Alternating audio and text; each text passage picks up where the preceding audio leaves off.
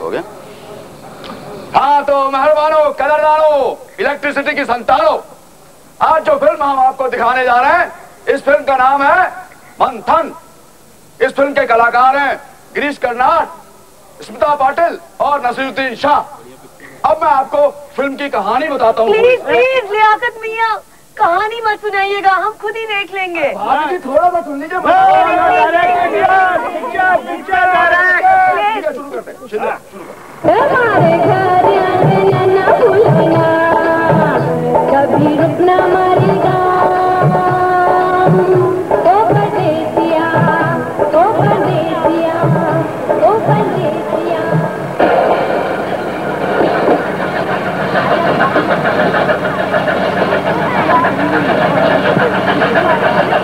नमस्ते नमस्ते नमस्ते नमस्ते।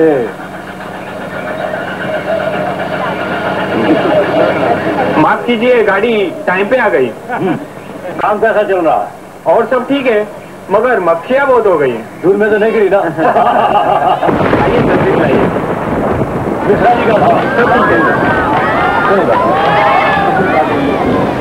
बारिश हो या तपती धूप, वो दिन थे कमाल के। और साहब, वो याद है आपको टावर गिर गिरना? हाँ, क्या बवंडर था वो। एनटीपीसी के लोग शहीद हो गए थे। दोस्तों, मैं उन्हें शहीद ही कहूंगा, क्योंकि बिजली पैदा करने के लिए हमारे कर्मचारियों का खून पसीना, जान, तन, मन, प्राण सब कुछ लगा है।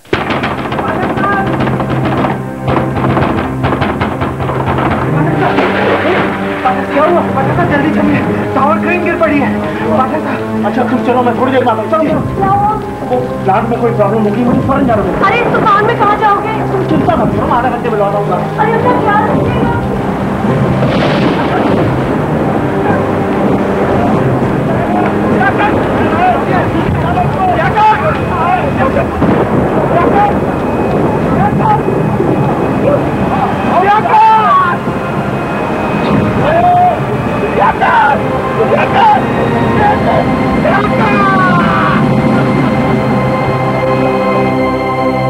कमाल का आदमी था लियाकत भी।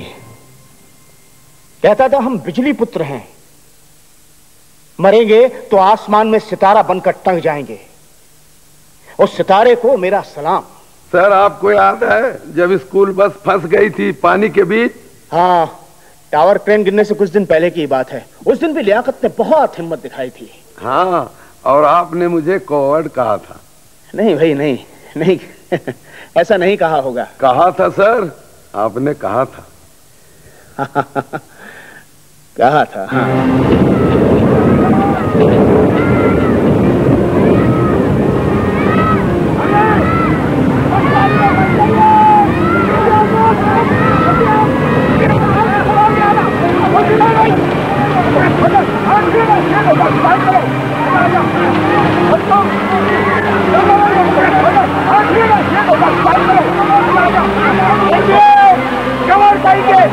तुम आज क्या कर रहे हो? आओ।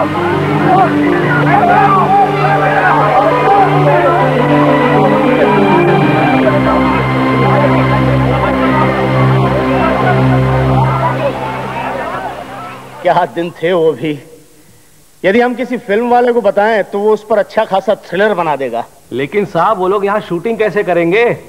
आज तो यहाँ पे स्कूल, पार्क, मंदिर, मस्जिद, गुरुद्वारा सब कुछ है। उन दिनों तो हॉस्पिटल भी नहीं था और ऊपर से मलेरिया हो जाता था। याद है आपको 77 में पूरी कोटा बस्ती कैसे कपकपा रही थी?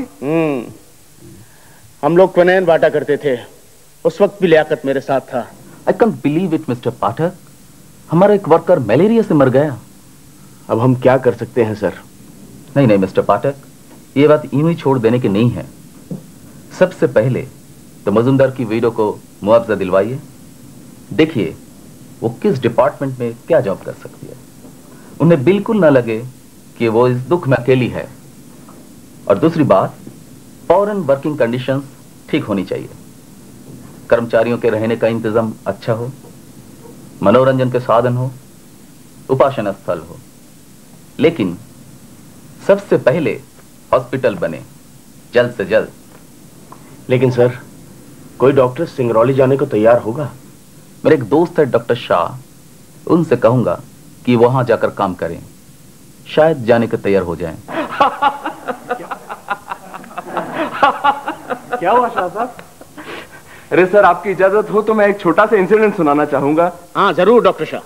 जैसे आपने बताया था, उन दिनों सांप और बिच्छू बहुत थे यहाँ पे, तो बिच्छू के काटने से गांव में बहुत लोगों की मौत भी हो जाती थी।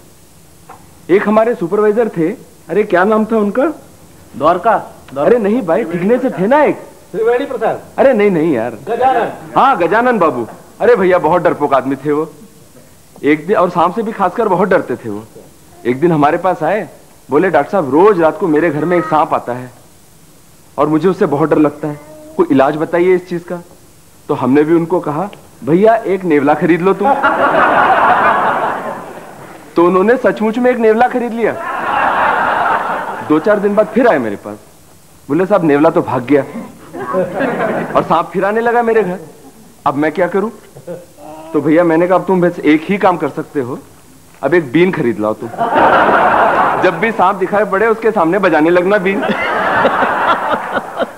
कुछ बीमारियां ऐसी होती हैं जिनका कोई इलाज नहीं होता। Sir please continue. उधर हमारे साथी कोरबा और रामागुंडम प्लांट को पूरा करने में लगे थे और इधर हमने विंध्याचल प्रोजेक्ट को अपने हाथ में ले लिया और आज 2260 मेगावाट के साथ वो एनटीपीसी का सबसे बड़ा पावर स्टेशन है।